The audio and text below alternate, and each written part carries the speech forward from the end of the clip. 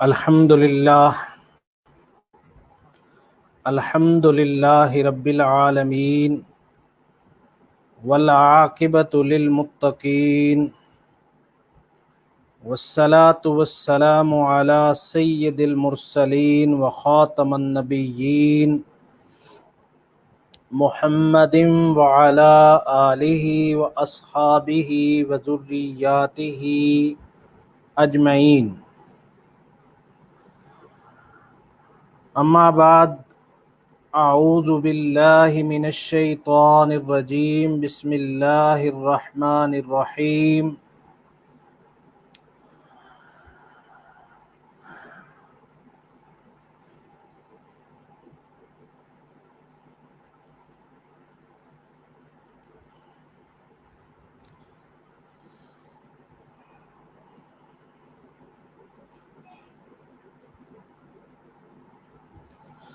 وَإِن كُنتُمْ فِي رَيْبٍ مِّمَّا نَزَّلْنَا عَلَىٰ عَبْدِنَا فَأْتُوا بِسُورَةٍ مِّن مِّثْلِهِ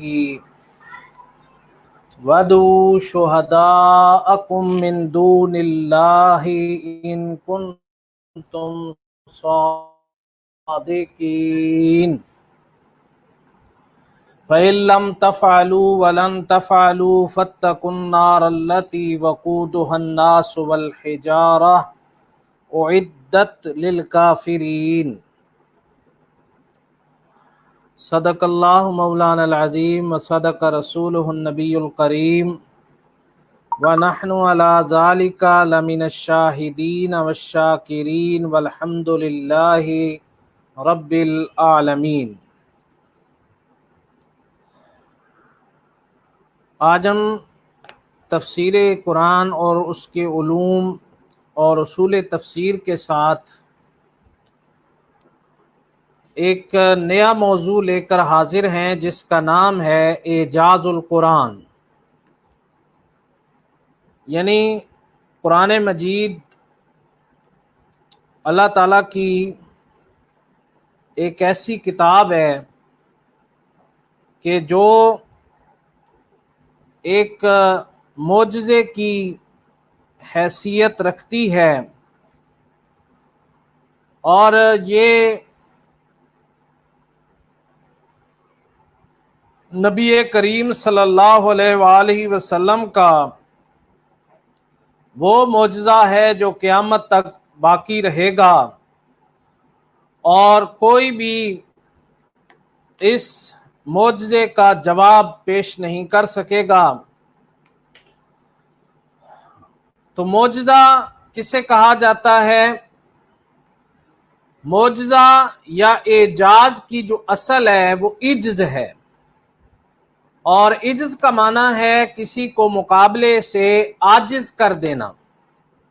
تو قرآن مجید اپنی محفوظیت، زبان کی حفاظت، بلاغت، اثر پذیری اور مضامین کے اعتبار سے معجزہ ہے۔ کوئی کتاب کسی بھی پہلو سے اس کا مقابلہ نہیں کر سکتی۔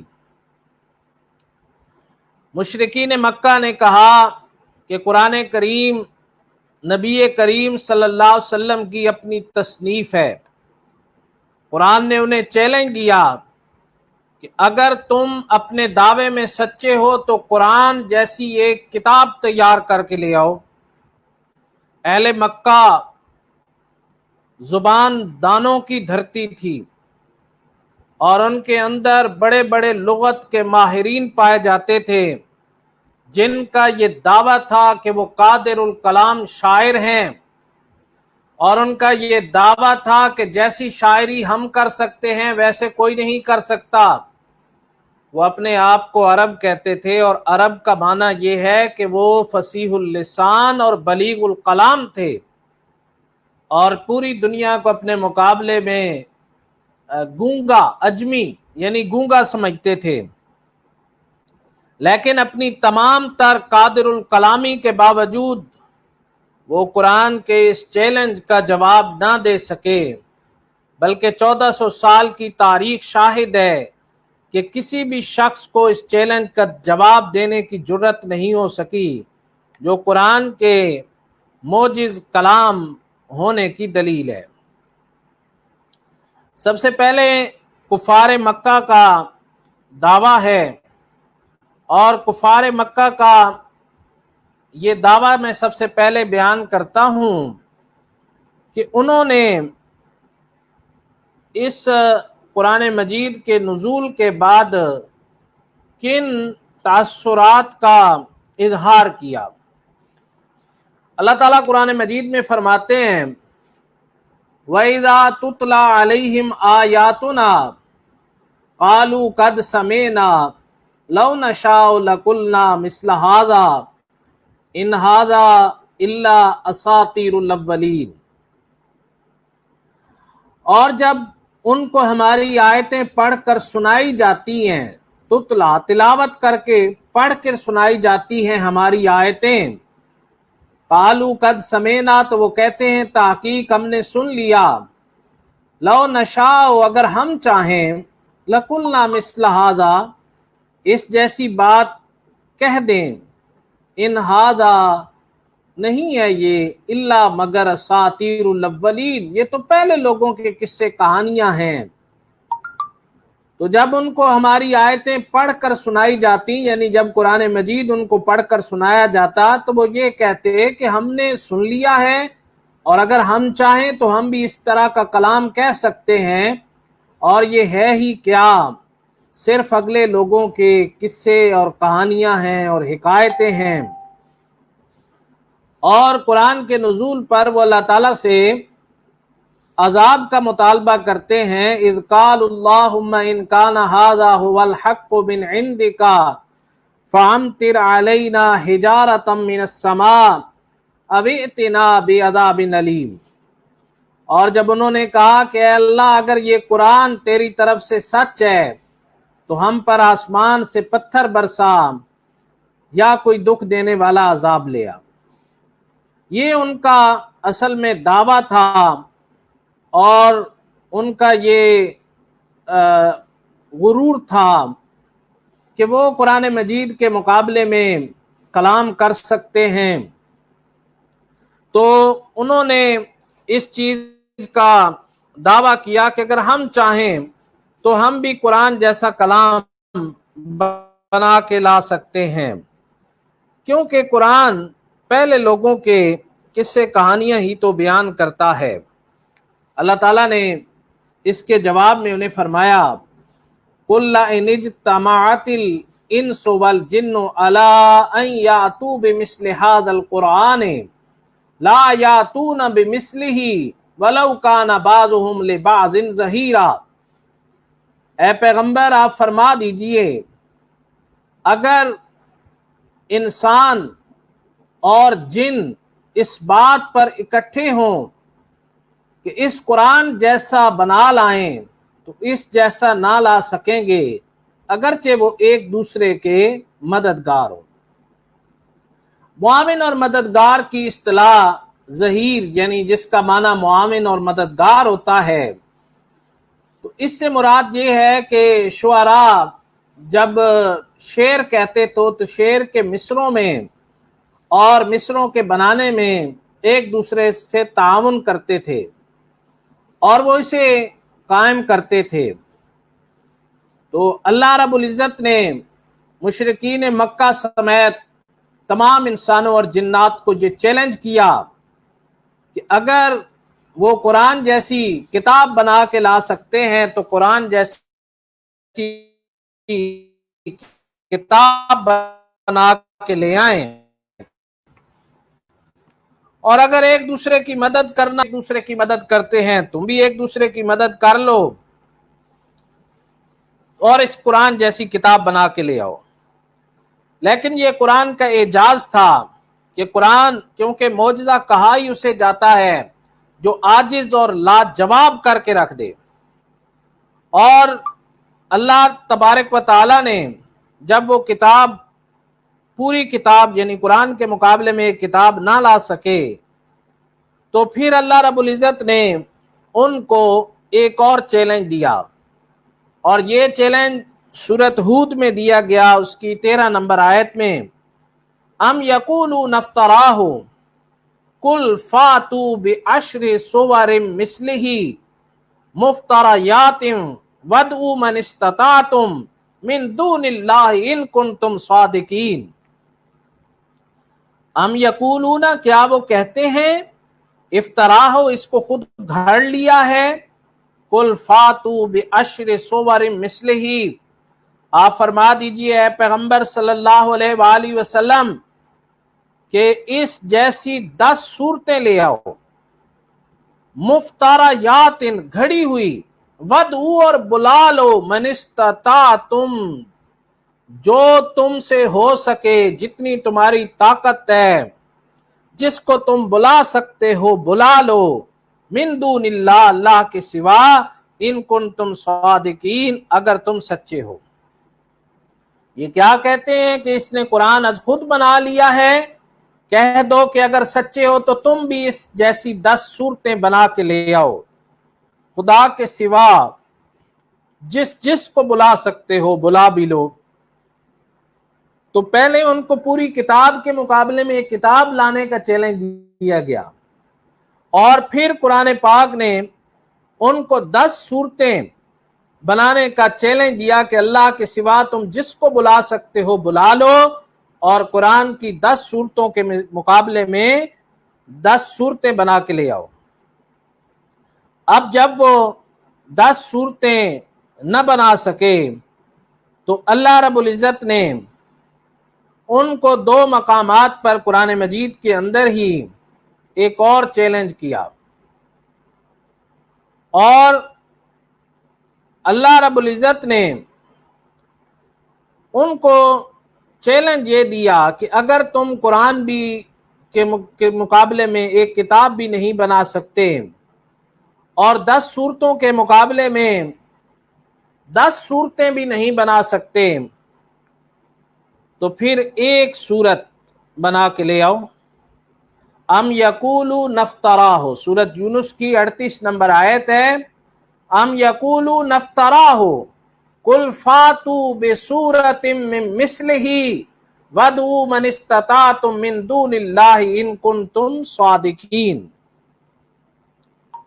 अम यकूलू नफ्तराहो, क्या ये लोग कहते हैं कि पैगंबर ने इसको अपनी तरफ से बना लिया है। कह दो कि अगर तुम सच्चे हो तो तुम भी इस तरह की एक सूरत बना लो, और खुदा के सिवा जिनको तुम बुला सकते हो बुला लो।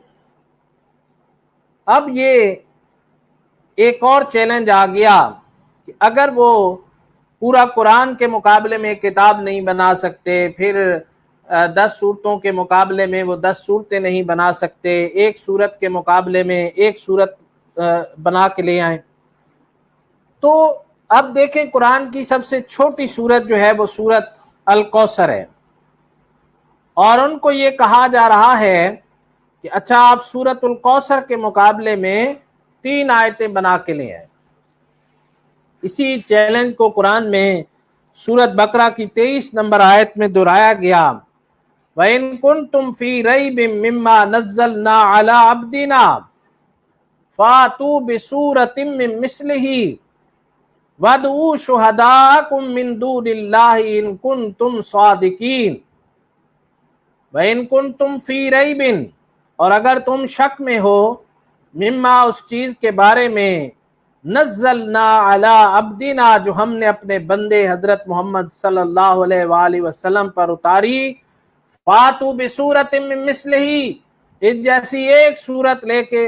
आ जाओ। वदऊ शुहदाकुम, और अपने मददगारों को भी बुला लो। यहाँ शुहदा का माना मददगार है, अपने मददगारों को भी बुला लो। मिन दूनिल्लाहि, अल्लाह के सिवा, इन कुंतुम सादिकीन, अगर तुम सच्चे हो।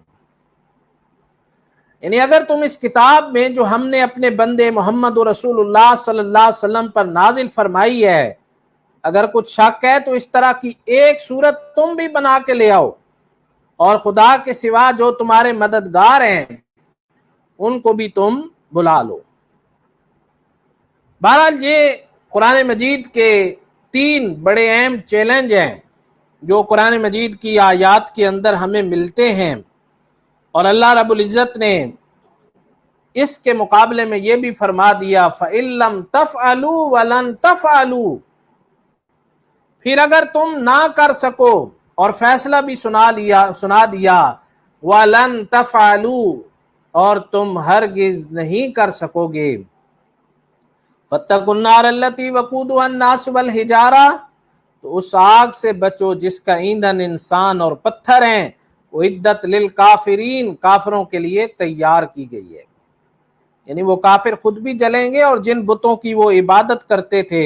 وہ بت بھی ان کے ساتھ جلیں گے، اس کا ایندھن انسان اور پتھر ہیں، اور یہ کافروں کے لیے تیار کی گئی ہے۔ تو بہرحال زیادہ بہتر اور مناسب بات تو یہی تھی کہ وہ قرآن مجید کو مان لیتے، لیکن انہوں نے قرآن کا مقابلہ کرنے کی کوشش کی اور وہ قرآن کا مقابلہ نہیں کر سکے۔ اب آپ دیکھیں کہ قرآن مجید کو وہ یہ کہتے کہ یہ نبی کریم صلی اللہ علیہ وسلم نے گھڑ لیا ہے، جیسے ہم نے آیات میں دیکھا، تو وہ یہ کہتے کہ نبی کریم صلی اللہ علیہ وسلم نے قرآن کے مقابلے میں یعنی قرآن کو گھڑا ہے۔ اب آپ صلی اللہ علیہ وآلہ وسلم ایک امی تھے، یعنی انسان دنیا میں دو ہستیوں سے سیکھتا ہے، یا تو اپنے والدین سے سیکھتا ہے یا اساتذہ سے سیکھتا ہے۔ اللہ کے نبی صلی اللہ علیہ وسلم 6 سال کی عمر کے تھے، 7 سال کے ہونے والے تھے کہ آپ کی والدہ اور والد اس دنیا سے جا چکے تھے۔ والد تو پہلے ہی آپ کی پیدائش سے پہلے اس دنیا سے رخصت ہو گئے تھے، اور پھر آپ کی والدہ ماجدہ بھی رخصت ہو گئی۔ اب ان لوگوں کو ظاہری بات ہے کہ وہاں پہ کوئی پڑھائی کا انتظام نہیں ہے، کوئی وہاں پہ سکول نہیں ہے، کالج نہیں ہے، یونیورسٹیاں نہیں ہیں، کوئی اس طرح کا نظام نہیں ہے۔ تو اللہ کے نبی صلی اللہ علیہ وسلم نے کسی انسان سے تعلیم حاصل نہیں کی، بلکہ آپ صلی اللہ علیہ وآلہ وسلم نے جو کچھ بھی سیکھا وہ اللہ رب العالمین سے سیکھا۔ تو ایک امی کا یا ایک ان پڑھ کا، میرے اور آپ کے لیے ان پڑھ ہونا ایک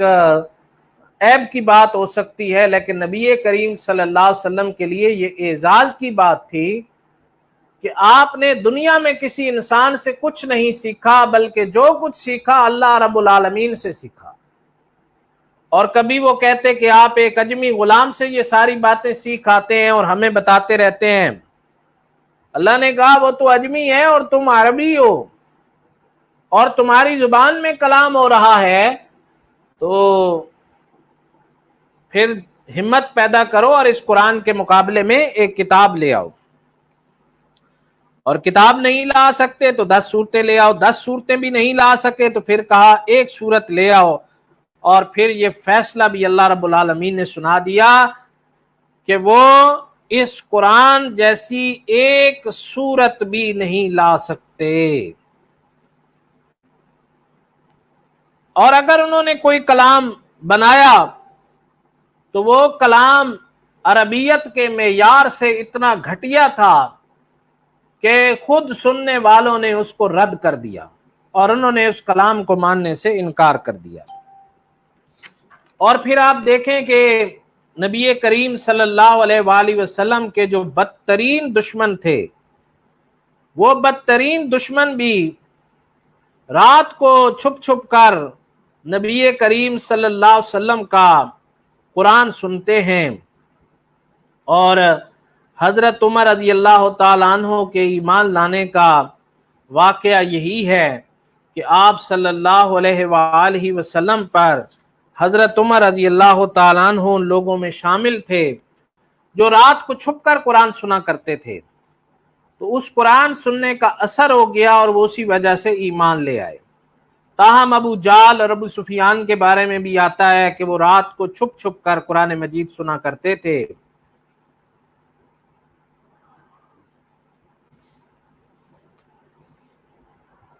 مشرکین مکہ کو آپ صلی اللہ علیہ وسلم قرآن مجید ہی سنایا کرتے تھے اور یہ لوگ قرآن کو سنا کرتے تھے. قرآن کریم نے وقتاً فوقتاً ولید، عتبہ،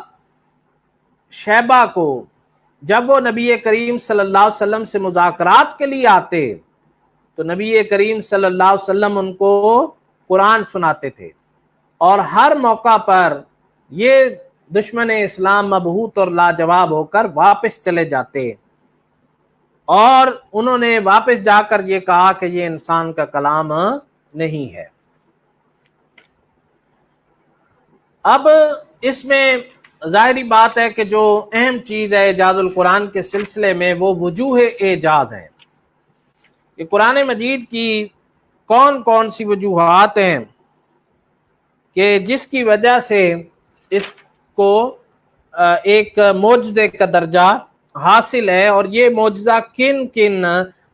چیزوں کے اندر جو ہے وہ موجود ہے. تو قرآن مجید نے اپنی زبان اور فصاحت و بلاغت کے اعتبار سے لوگوں کو لاجواب کر کے رکھ دیا، اور بہترین شاعر یہ ماننے پر مجبور ہو گئے کہ اس طرح کا کلام انہوں نے پہلے کبھی نہیں سنا. تو قرآن مجید اپنے معانی اور مفاہیم اور مضامین اور اپنے اندر مخفی اسرار و حکم اور علوم کی بنیاد پر بھی معجز کلام ہے. یعنی اس کے جو معنی ہیں، اس کا جو مفہوم، جو ہم اس کے معنی سے چیزیں سمجھتے ہیں، اس کے مضامین ہیں، اور اس کے اندر جو چھپے ہوئے راز ہیں اور حکمت کی باتیں ہیں اور علوم ہیں،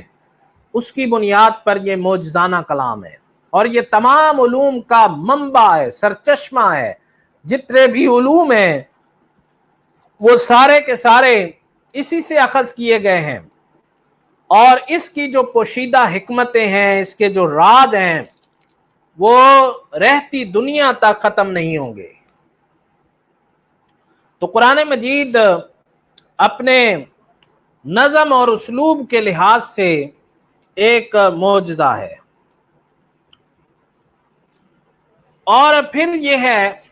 کہ قرآن مجید اسی طرح اپنی تاثیر کے لحاظ سے بھی ایک معجزہ ہے. یعنی آپ دیکھیں کہ قرآن مجید نے جس کو بھی کلام کیا تو وہ اس کے اثر سے متاثر ہوئے بغیر نہیں رہ سکتا. یعنی آپ دیکھیں کہ قرآن پاک نے خود فرمایا گیا، لو انزلنا هذا القرآن على جبل لرأيته خاشعا متصدعا من خشیت اللہ. اگر ہم اس قرآن کو کسی مضبوط پہاڑ پہ نازل کرتے تو وہ بھی لرز لرز کے ریزہ ریزہ ہو کے اللہ کے خوف سے گر جاتا. تو قرآن اپنی تاثیر اور اپنی اثر انگیزی کے اعتبار سے معجزہ ہے. جس نے سنا وہ ضرور متاثر ہوا، اور اس نے تھوڑے سے عرصے میں انسانی زندگی کا رخ موڑ دیا، اور ایسا ہماگیر انقلاب برپا کیا کہ اس کی مثال کسی اور جگہ نظر نہیں آتی.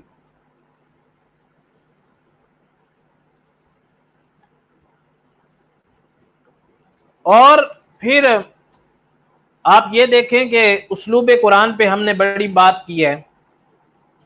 تو قرآن مجید اپنے اسلوب کے اعتبار سے بھی معجزہ ہے، اور اس نے عربوں کے ہاں جو اسلوب پایا جاتا تھا، یا میں نے جو آپ کو بتایا کہ نظم قرآن کے حوالے سے، تو اپنے اسلوب اور اپنے نظم کے اعتبار سے قرآن مجید ایک معجزہ ہے. یعنی عربوں کے ہاں جو کلام کے اندر ترتیب پائی جاتی تھی یا ان کا جو اسلوب تھا، تو قرآن مجید نے ان کے مقابلے میں ایک نظم اور اسلوب پیش کیا. اور اس وجہ سے وہ جو کفار مکہ تھے، جو زبان میں بڑے اپنے آپ کو ماہر سمجھتے تھے اور قادر الکلام شاعر تھے، ادیب تھے، خطیب تھے، وہ سارے کے سارے اس کی لغت، اس کے اسلوب اور اس کے نظم کے آگے عاجز آ گئے. قرآن نے ایسا اسلوب متعارف کرایا جس سے وہ آشنا ہی نہیں تھے اور جس اسلوب کو وہ جانتے ہی نہیں تھے۔ اسی طرح قرآن کے ایک معجزہ ہونے کی ایک وجہ یہ ہے کہ قرآن مستقبل میں جو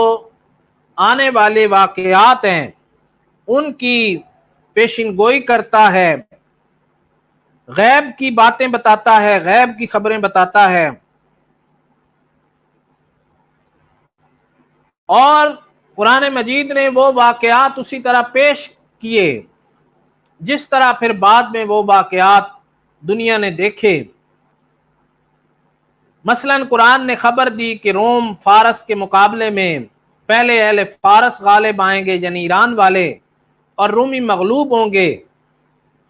لیکن ساتھ ہی یہ خبر دی کہ 10 سال گزرنے نہ پائیں گے کہ پھر رومی جو ہیں وہ اہل فارس پر غالب آ جائیں گے۔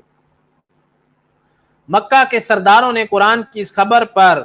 حضرت ابوبکر صدیق رضی اللہ تعالیٰ عنہ سے ہار جیت کی شرط کر لی،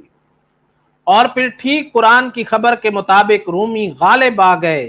تو سب کو اپنی ہار ماننا پڑی، اور ہارنے والے پر جو مال دینے کی شرط کی تھی وہ مال ان کو دینا پڑا۔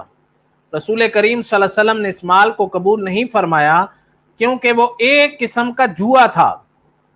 اور اس طرح اور بہت سے واقعات اور خبریں ہیں جو امور غیبیہ کے متعلق قرآن میں دی گئی ہیں، اور ان کی سچائی بالکل روز روشن کی طرح واضح ہو گئی ہے۔ چوتھی وجہ ایجاد قرآن کی یہ ہے کہ اس میں پچھلی امتوں اور ان کے شرائع یعنی شریعتوں اور تاریخی حالات کا ایسا صاف تذکرہ ہے کہ اس زمانے کے بڑے بڑے علماء یہود اور نصارہ جو پچھلی کتابوں کے ماہر سمجھے جاتے تھے ان کو بھی اتنی معلومات نہیں تھیں، اور رسول اللہ صلی اللہ علیہ وسلم نے نہ کبھی کسی مکتب میں گئے، نہ کسی عالم کی صحبت سے فائدہ اٹھایا، نہ کسی کو کتاب کو ہاتھ لگایا۔ پھر یہ ابتدائے دنیا سے آپ صلی اللہ علیہ وسلم کے زمانہ تک تمام اقوام عالم کے تاریخی حالات نہایت صحیح اور سچے سوانے اور ان شریعتوں کی تفصیلات کا بیان ظاہر ہے کہ یہ اللہ کا کلام ہے، اللہ کے سوا کسی کا کلام نہیں ہو سکتا، اور اللہ تعالیٰ نے ہی آپ کو یہ خبریں دی ہیں۔ اسی طرح کئی باتیں ایسی ہوتی ہیں جو لوگوں کے دلوں کی باتیں ہوتی ہیں، دل کی چھپی ہوئی باتیں ہوتی ہیں، تو متعدد آیات میں دل کی چھپی ہوئی باتوں کی اطلاع دی گئی ہے، اور پھر ان کے اقرار سے ثابت ہو گیا کہ وہ بات صحیح اور سچی تھی، اور یہ کام بھی عالم الغیب والشہادہ ہی کر سکتا ہے، کسی بشر سے عادتاً ممکن نہیں ہے۔ دل کی چھپی ہوئی باتیں، اذ ہمت طائفتان منکم ان تفشلا، جب تمہاری دو جماعتوں نے دل میں ارادہ کیا کہ پسپا ہو جائیں۔ تو اسی طرح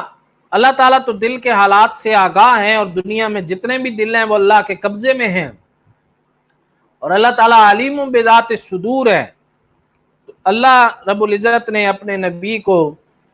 ان دلوں کی چھپی ہوئی باتوں سے بھی آگاہ کر دیا۔ ایک وجہ ایجاد قرآن کی یہ ہے کہ کسی قوم یا فرد کے متعلق پیشن گوئی کی کہ وہ یہ کام نہیں کر سکیں گے،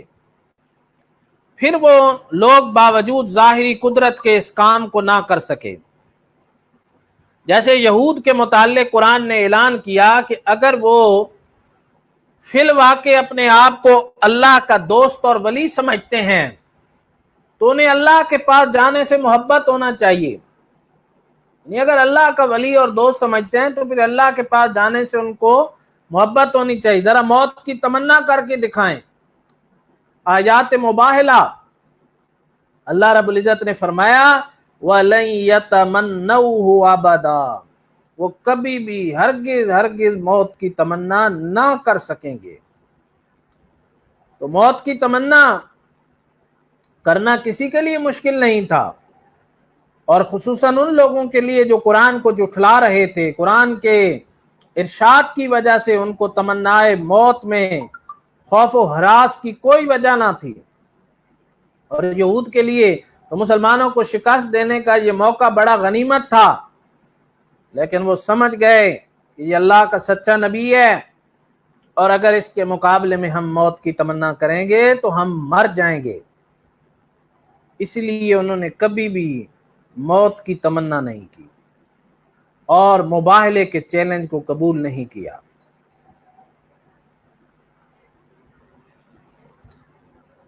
جس طرح میں بات کر رہا تھا کہ قرآن پاک کو سننے میں کی وجہ سے ایک عجیب سی کیفیت انسان پر طاری ہوتی ہے، یعنی انسان اگر قرآن سنتا ہے تو اس پر ایک عجیب سی کیفیت طاری ہوتی ہے، اور وہ ایمان لائے بغیر نہیں رہ سکتا یا اپنے ایمان میں اضافہ کیے بغیر نہیں رہ سکتا۔ ایک عجیب سی لذت، ایک عجیب سا سرور اور ایک عجیب سا احساس ملتا ہے قرآن پاک کو سننے سے۔ نبی کریم صلی اللہ علیہ وسلم صحابہ کرام سے قرآن سنتے تھے اور فرماتے تھے میں دوسروں سے قرآن سننا پسند کرتا ہوں۔ تو جو بھی قرآن سنتا، عرب اس لیے آپ کو جادوگر کہتے تھے، انہوں نے بڑی تدبیریں کی کہ آپ کا کیا نام رکھا جائے، بالآخر جو تدبیر ان کو راس آئی وہ انہوں نے یہ کہا کہ آپ صلی اللہ علیہ وسلم کے بارے میں یہ کہا جائے کہ یہ جادوگر ہے، کیونکہ جو بھی اس کی بات سنتا ہے وہ اس کا دیوانہ ہو جاتا ہے۔ طفیل بن عمر دوسی جب قبیلہ دوس سے تشریف لائے تو ان کو یہ کہا گیا کہ یہاں پر ایک جادوگر ہے، اس کی بات نہ سننا، کیونکہ جو بھی اس کی بات سنتا ہے وہ اس کا دیوانہ ہو جاتا ہے۔ اور اسی طرح حضرت جبیر بن مطعم رضی اللہ تعالیٰ عنہ کو اسلام لانے سے پہلے ایک واقعہ پیش آیا کہ اتفاقاً انہوں نے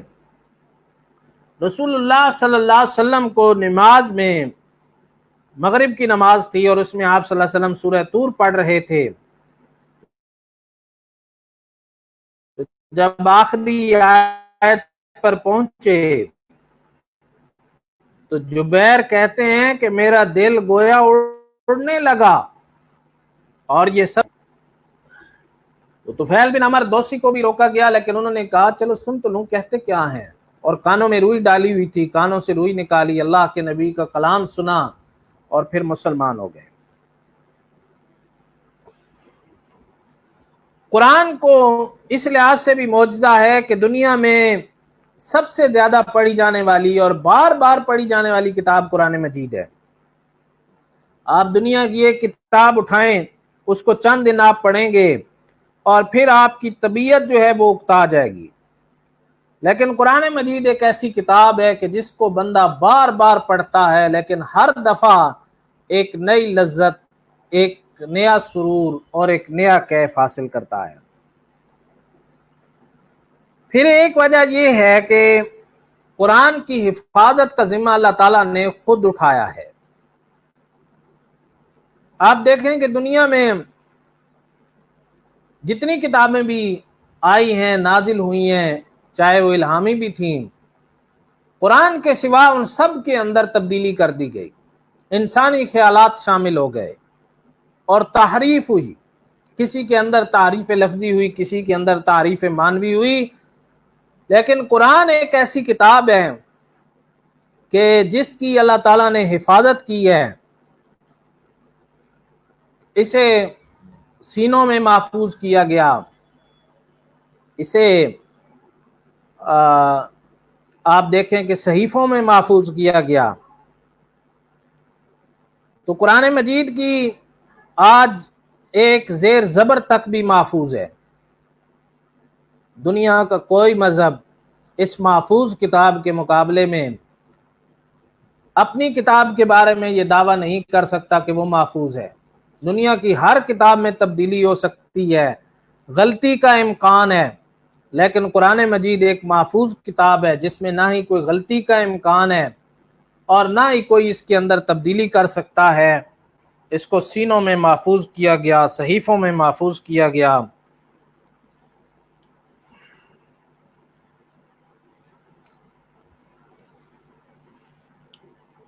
اور 10ویں وجہ اس میں یہ ہے کہ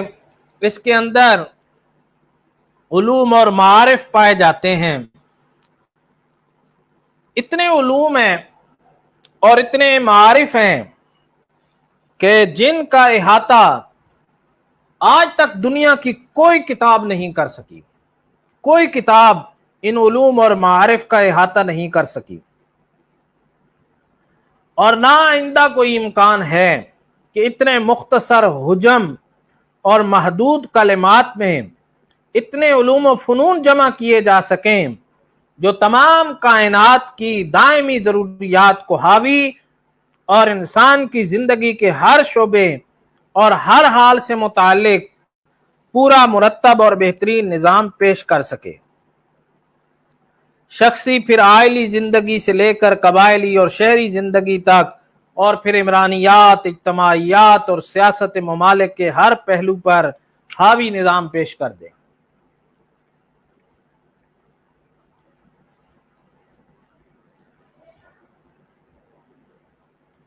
قرآن نے صرف نظریاتی علوم پیش نہیں کیے بلکہ عملی نظام بھی فراہم کیے، اور ایسے نظام فراہم کیے جو دنیا پر غالب آ کر قوموں کے مزاج، اخلاق، اعمال، معاشرت، تمدن، تہذیب میں وہ انقلاب عظیم پیدا کیا جس کی مثال نہ اس سے پہلے کے زمانوں میں ملتی ہے اور نہ اس سے بعد کے زمانوں میں ملتی ہے۔ حیرت انگیز انقلاب جو کسی انسان کی قدرت اور اس کی حکمت عملی کا نتیجہ نہیں ہو سکتا، اور انسان بھی وہ ہو کہ جو امی ہو،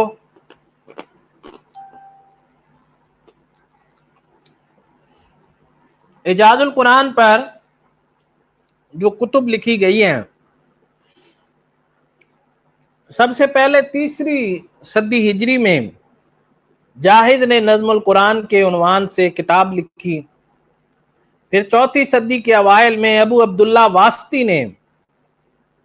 اعجاز القرآن کے نام سے کتاب تصنیف کی۔ پھر اسی صدی میں ابن عیسیٰ ربانی نے ایک مختصر رسالہ بنام اعجاز القرآن لکھا۔ قاضی ابو بکر باقلانی نے 5ویں صدی کے اوائل میں اعجاز القرآن کے نام سے ایک مفصل اور مبسوط کتاب لکھی۔ علامہ جلال الدین سیوطی نے اتقان اور خصائص کبریٰ میں، اور امام راضی نے تفسیر کبیر میں، اور قاضی ایاز مالکی نے الشفاء بتعریف حقوق المصطفیٰ میں بڑی شرح اور بسط کے ساتھ جو ہے اس مضمون کی تفصیل لکھی ہے۔ آخری دور میں مصطفیٰ صادق رافعی مرحوم نے اعجاز القرآن کے نام سے، اور سید رشید رضا مصری نے الوحی المحمدی کے نام سے مستقل جامع اور مبسوط کتابیں لکھی ہیں۔ اردو زبان میں اعجاز القرآن پر کتاب لکھنے والے علامہ شبیر احمد عثمانی رحمۃ اللہ تعالی علیہ ہیں، جنہوں نے اعجاز القرآن پر ایک رسالہ تحریر کیا ہے۔ اس کے علاوہ مفتی تقی عثمانی صاحب ہیں، یا ڈاکٹر سبی صالح ہیں، یا علوم القرآن کی جتنی بھی کتابیں ہیں، یا حضرت شاہ ولی اللہ محدث دہلوی کی جو الفوز الکبیر ہے، اس کے 3 باب میں اعجاز القرآن کی بات کی گئی ہے۔